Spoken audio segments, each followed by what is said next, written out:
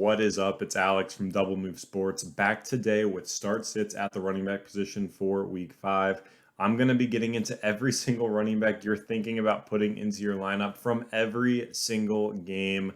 So stick around to hear which guys I'm starting and which guys I am sitting. Also, if you've got specific decisions you've got to make for your roster, join that Discord channel in the link below. Stef and I are in there hanging out all the time, answering your start sit questions, talking about trades, and we've got a great community in there as well that are always giving feedback on rosters and really just bringing up good conversation. So one last thing before I jump in, hit that like and subscribe button if you like our content. But without further ado, let's go ahead and jump into the Rams at the Seattle Seahawks on Thursday Night Football. 53.5 point over under in this game. So it's expected to be a higher scoring matchup between two really good football teams. So for the Rams, it's back to Darrell Henderson. When he was injured in week 3, we saw Sony Michel get a lot of work. But in week 4, it was back to Henderson, 14 carries and 6 targets in his return. So he is a start for me. And with that being the case, Sony Michel is a sit. He looks like nothing more than a handcuff at this point. We'll see how that backfield shakes out moving forward. And then for Seattle, it gets a little bit tougher. Chris Carson, not someone you thought you'd be making a decision on between starting or sitting this early in the season, but I still am willing to start him for that touchdown upside. The matchup is a little bit tricky with the Rams. They just came off of a bad defensive performance against the Cardinals, but I'm still willing to roll Carson out there until further notice. We'll see what happens in the next week or two and see if he can get back on track. Next up, we have the Jets at the Falcons. Even though this is actually in London on Sunday morning, Atlanta is favored in this game by 3.5 points. Jets coming off their first win of the season, and only a 44-point over-under in this game. For the Jets, it's pretty simple. I'm still sitting all 3 guys, Ty Johnson, Tevin Coleman, Michael Carter. I'm leaving them on the bench, although I will say Michael Carter is starting to get interesting. He looks like he is starting to take that role. So if he's on your waiver wire, I actually don't mind scooping him up and stashing him on your bench for now to see what happens as the season goes along. But they're all sits for me in week 5. And for the Falcons, it's Cordarrelle Patterson and Mike Davis. And both are starts for me, both doing it in different ways. Patterson is that splash play guy, only played 30% of the snaps in week 4, but turned it into 3 touchdowns off of his 6 carries and 5 targets a game that he's seeing so far in 2021.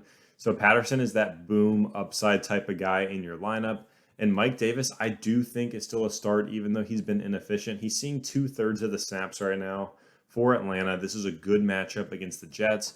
And Davis is seeing 12 carries and 5 targets a game. So even though he's been inefficient, he's getting the volume, and that's what you love to see for a running back too in your lineup. So let's keep moving. We got the Packers at the Bengals. Green Bay's favored in this game, 50-point over under for the Packers. Pretty easy. Aaron Jones, you're starting every single week. A.J. Dillon, still a sit for me. It was good to see him get some run in week 4, but I'm still leaving him on the bench until I see consistent touches week in and week out. And for the Bengals, Joe Mixon is a start if he's active in this game. It's starting to look like he won't play in week 5, at least at the time of this recording. So if Mixon is active, I'm still willing to start him. But if he is inactive, I don't think I'm touching any Bengals running backs in this game. But we'll go ahead and move on to the Lions at the Vikings. 49.5 point over under in this one. Dalvin Cook from Minnesota, easy. It's a must start. And for the Lions, I'm going back to DeAndre Swift after a disappointing week. And Jamal Williams, I'm still sitting. If you're in a deep league, maybe you consider it. He's kind of touchdown or bust at this point. But I'm starting Swift and sitting Jamal Williams in week 5. Next, we've got the Broncos at the Steelers. The Steelers are 1-point favorites in this game as of now, and it's a 40.5 point over under. So very, very low. For Pittsburgh, Najee Harris, you're starting him every single week. The Pittsburgh offense has looked rough this season, and Denver's defense has actually looked really strong. But Najee, with the volume he gets, is still an every week start. And for Denver, I'm actually sitting Melvin Gordon and Javonte Williams in this one. The Steelers do have that tough defense, and Melgo and Javonte are in pretty much a 50-50 split right now. At the time of this recording, we don't know if it's going to be Teddy Bridgewater or Drew Lock. I don't think that matters a ton for the running backs in this game, but Melgo and Javonte to me in week 5 are kind of touchdown or bust, and I just don't know which one, if any, are going to get into the end zone. So I'm trying to leave both of them on my bench in week 5 if I can. We'll keep it going here with the Dolphins at the Buccaneers. Bucks heavy favorites in this game. 47.5 point over under. We'll start with Miami because Myles Gaskin is an easy sit this week. I don't know what happened in week 4, but he barely played in this game. So he cannot be trusted right now in your lineups. And on top of that, no one's had success running against Tampa Bay this season. The hope with Gaskin would be a PPR league where they really try to pass to the running back. That's a strategy that several teams have already tried to employ against Tampa this season. But I'm staying far away from Myles Gaskin in week 5 if I can. I just want to see him get more involved before I put him back in my lineup. And for Tampa, Ronald Jones is a sit, got the touchdown in week 4, but he really isn't playing that much. So he's someone you can leave on your bench for now. And Fournette is a must start, honestly. 20 carries and 5 targets in week 4. He looks like he's running away with this job in a high-powered offense. Leonard Fournette's looking like a great value in drafts already. So he's a start against Miami. Next up, we got the Saints at the Washington football team. 44.5 point over under in this one. We'll start with the Saints. Kamara is still a must start every single week. And for Washington, you're starting Antonio Gibson. And J.D. McKissic is a sit. He's had a couple good games this season, but in week 4, he had the pass-heavy game script against Atlanta. There's a lower over-under in this game against the Saints, so I think J.D. McKissic can be left on your bench in week 5. And with that, we'll go ahead and move on to the Eagles at the Panthers. 45-point over-under in this one. Carolina is 4-point favorites at home.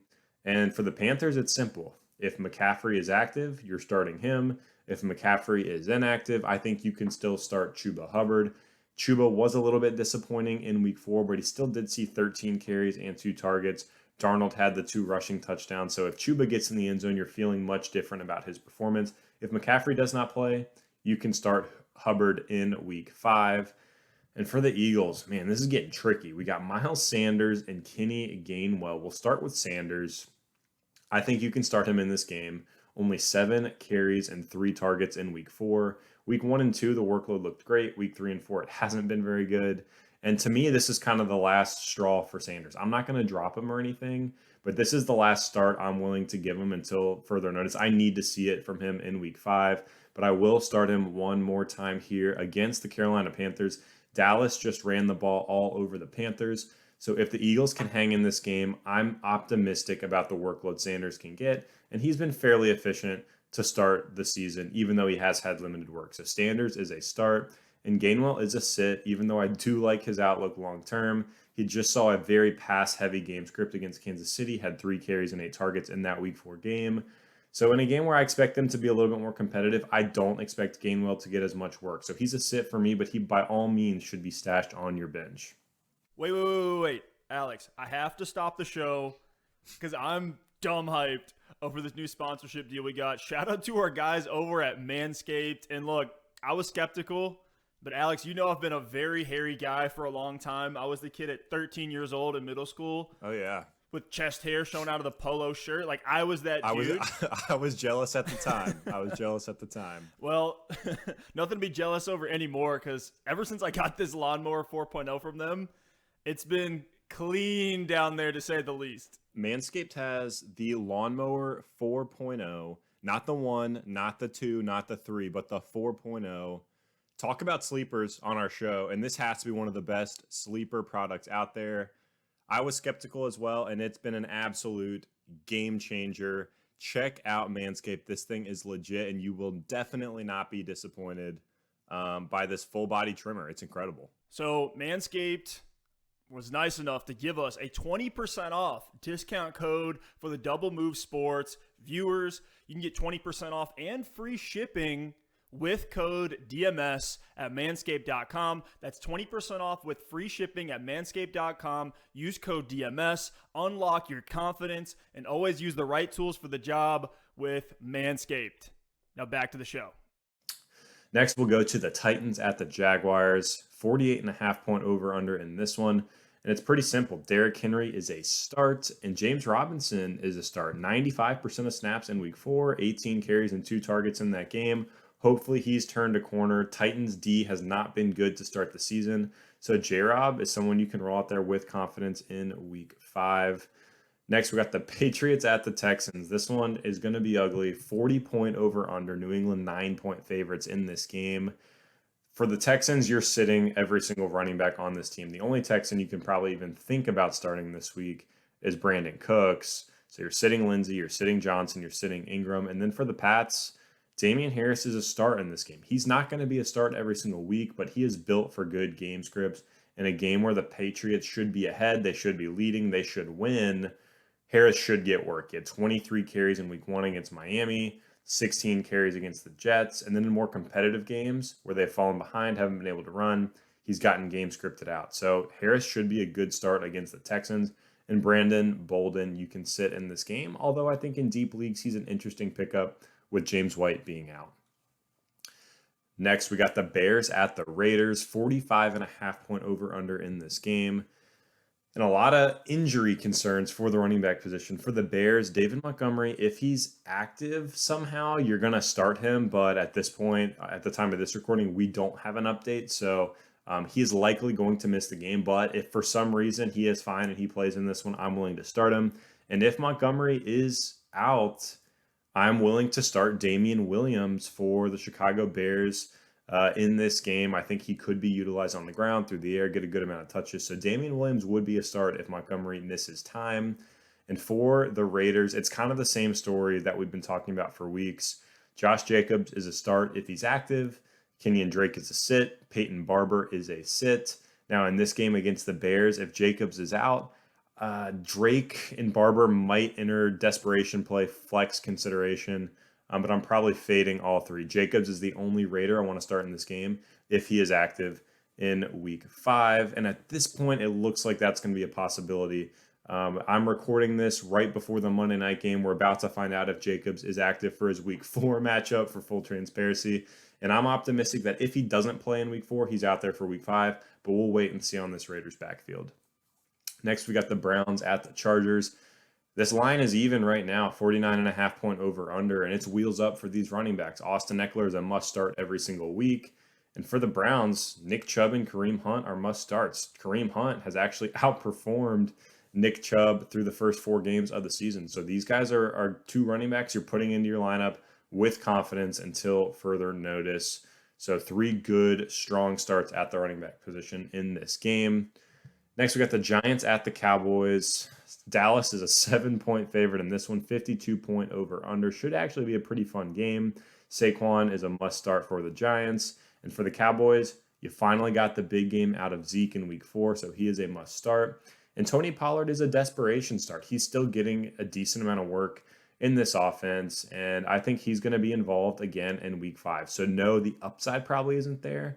But if you are in a deep league and you need a desperation PPR start, I think you can roll Pollard out there as a deep league RB2 or as a flex. Next, we have the 49ers at the Cardinals. Arizona is a 5.5-point favorite in this game, 50-point over-under. For the Cardinals, Chase Edmonds is a start. He's seeing 10 carries, 5 targets a game, really good volume. He's been pretty efficient with it as well. And James Conner is a sit. And I know that's surprising to some people, but he's really a touchdown or bust option. He's had 2 touchdowns in each of the last 2 games, and I just don't expect that to sustain. He's only seen 3 targets in 4 games, and he's only averaging 3.25 yards per carry. So if he doesn't get into the end zone, he is going to be a terrible option in fantasy. The hope with Conner, if you do have to start him, is that he does continue that touchdown upside that he's shown over the past couple of weeks. So Conner is a sit for me. And then for the 49ers, Elijah Mitchell, Trey Sermon, these guys are sits. I don't trust the San Francisco backfield. Trey Lance is going to be starting in this game. He's got the wheels to get it done as well. So I'm fading the 49ers backfield until further notice, until we get more clarity on one guy really running away with that role. 2 more games to cover here. We've got the Bills at the Chiefs on Sunday Night Football, 56.5-point over-under. In this one, it should be fun. And for the Chiefs, CEH is a start. He's back. He's had 2 really good performances. So I think you continue to ride that hot hand with Clyde Edwards-Helaire in your lineup. And then for Buffalo, you got Zach Moss and Devin Singletary, and I think they're both sits in this game. I just don't think you can trust either one of them. It's pretty much an even split between these two guys, and the Bills don't utilize the running back as much as they should. They're both touchdown or bust options to me, with Moss having the better chance of the two to get into the end zone. So if I had to pick one, I'd pick Zach Moss. But if possible, I'm sitting both in a game where I expect Josh Allen to throw the ball a lot. Josh Allen could run it into the end zone on his own as well. So Moss and Singletary are sits for me in week 5. Last but not least, we have the Colts at the Ravens.